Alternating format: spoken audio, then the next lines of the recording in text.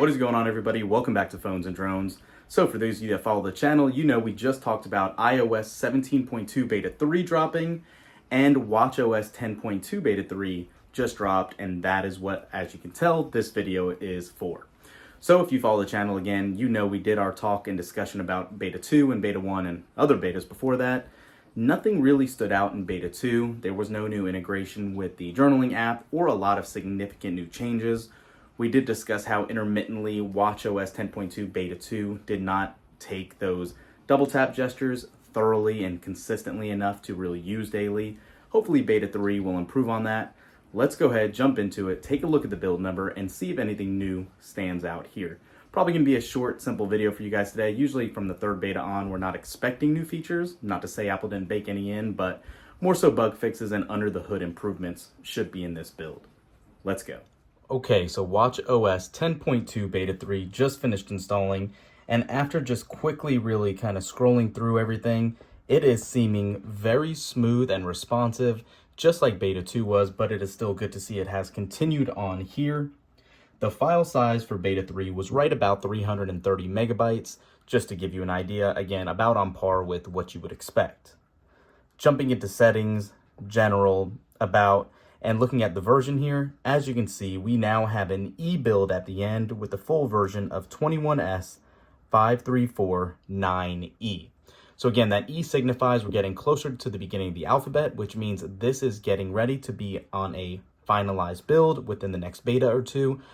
Traditionally, we could probably see this actual watchOS 10.2 version go out to public within 2 weeks or so. This could come out by the end of November. I would still think hypothetically December is more likely, just to give them a week buffer time. But for a timeline, you can expect this within the next, I would say, 4 weeks or so. That E build is actually a little farther out than what iOS 17.2 is. That is a C build, really signifying that it is further along in development than what watchOS 10.2 has.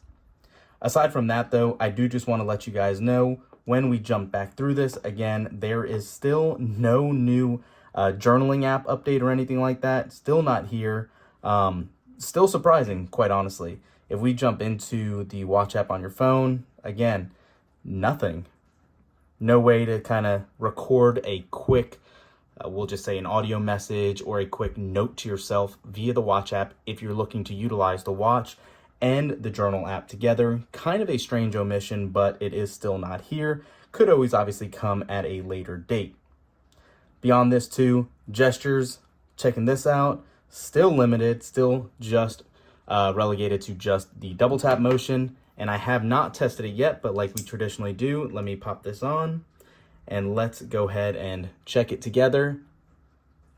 And you can see again, very inconsistent. Let me go back, activate it, and there we go. Let's do that middle finger tap again, and you can see it's being consistent here as well. Take a break, give it one more chance, middle finger one. And again, like I said in the past, the middle finger gesture seems to work really more reliably than this finger, the pointer finger, and you can see again, it's kind of hit and miss. But we have had some intermittent issues with Beta 2 and now Beta 3 with the actual double tap gesture. I think it's a great thought. It is not quite built out to where it could be, but yeah, it's there. You can see it's still not working 100% of the time. Jumping past this, going into the feedback app, let's see if there's any update here. Apple's kind of been slacking here, and you can see we're still stuck on Beta 2 release notes, so nothing updated here. Now, having said that, you can see it is somewhat of a lengthy scroll with known issues and kind of workarounds. I would assume this will be condensed down a little bit more with the Beta 3 release, just as it traditionally always is. Aside from this, guys, again, you're not going to be expecting any new features necessarily in a Beta 3. More of it's going to be behind the scenes and under the hood improvements.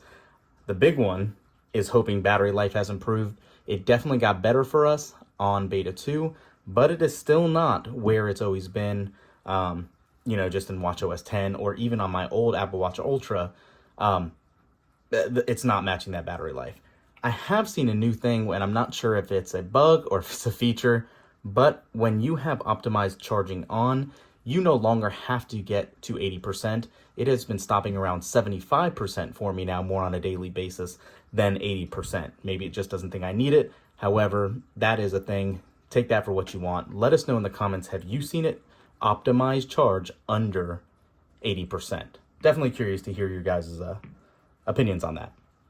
So yeah, short, simple video for you guys. Not anything else that we discovered. Nothing else new really hiding in the background. If we discover anything, we'll make a follow-up video. But for now, thanks for watching. Thumbs up this video, subscribe to the channel, and we'll catch you in the next one. Peace.